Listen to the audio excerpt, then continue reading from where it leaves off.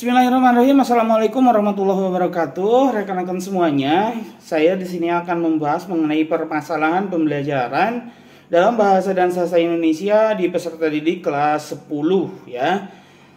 Tepatnya di SMA Negeri 1 Mangunjaya, Kabupaten Pangandaran, Cabang Dinas Pendidikan Wilayah 13, maaf 13 ya. Masih bersama saya Irfa Razak, guru bahasa Indonesia, bahasa dan sastra Indonesia kelas 10, juga alokasi kurikulum di SMA Negeri 1 Mangunjaya. Nah, teman-teman semua, di sini saya memiliki permasalahan bahwa sebagian dari peserta didik yang saya ampu di kelas 10 MIPA itu kurang bisa atau tidak menerima konsep tentang bahasa. Nah, ini pokok permasalahannya, ada ketidakmenerimaan tentang konsep bahasa. Karena peserta didik di sini merasa bahwa mereka sudah bisa berbahasa, akan tetapi tidak memahami hakikat dari bahasa itu sendiri. Sehingga memang bagus pembelajaran di kelas ini menjadi lebih atraktif, menjadi lebih hidup karena terjalin diskusi antara peserta didik dengan saya, dengan gurunya gitu. Namun di sini diskusinya terkesan diskusi yang apa ya gitu. Saya diserang oleh peserta didik tanpa dasar gitu, sedangkan apa yang saya sampaikan berdasar dan ini perlu sampai dibelajarkan lebih dari 1 kali tatap muka. Nah, apa sih permasalahannya? Pokok permasalahannya di situ di sini tentang bahasa yang bersifat arbiter atau mana suka.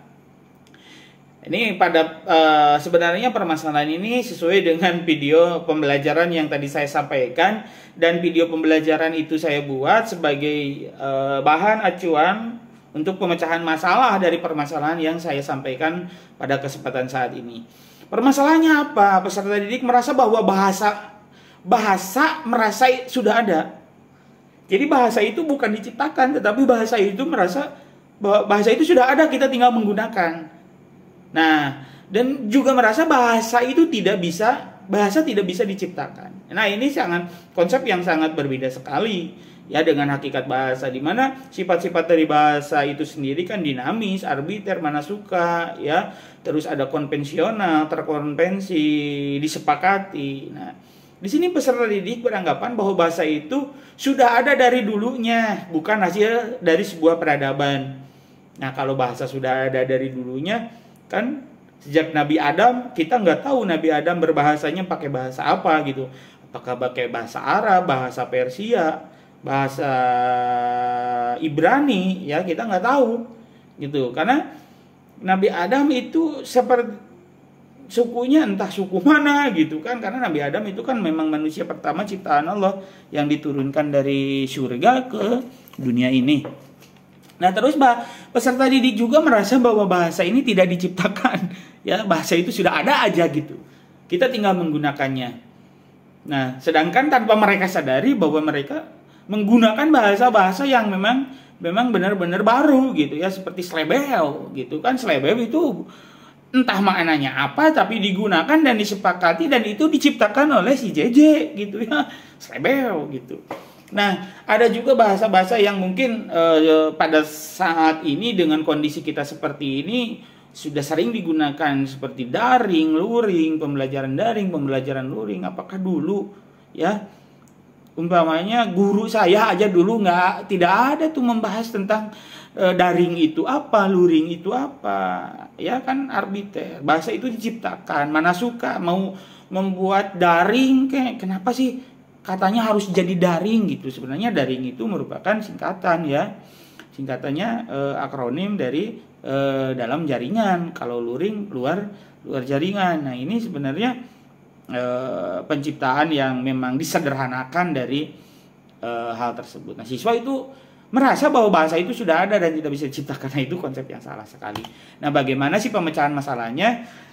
Melalui penjelasan akan masalahnya berdasarkan materi PowerPoint yang sudah saya sampaikan, ada juga di link YouTube di channel ini. Terus solusinya dijelaskan secara rinci bagaimana bahasa itu tercipta, ya, bagaimana bahasa itu tercipta. Kalau secara PowerPoint mungkin tidak secara utuh, tidak secara menyeluruh.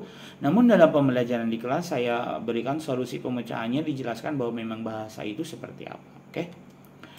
Ya, hasilnya bahwa ada sebagian siswa yang kekeh bahasa itu sudah ada dari dulunya, tapi kebanyakan dari siswa memahami hakikat bahasa, tentang penciptaan bahasa dan lain sebagainya sesuai dengan pemaparan melalui media audiovisual beserta didik. Saya juga berikan contoh film zaman dulu, ya contoh itu mah bahasanya seperti apa lalu berubah sampai sekarang. Nah, belajar membuat bahasa dalam suatu komunitas tertentu. Saya beri contoh mereka untuk membuat bahasa dalam komunitas atau kelompok tertentu.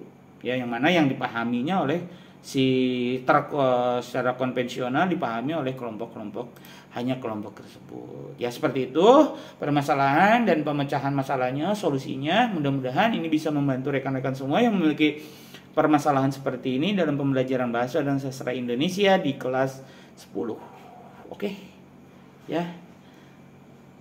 Terima kasih semuanya atas segala perhatian dan atensinya. Mudah-mudahan kita bisa berjumpa lagi di lain kesempatan.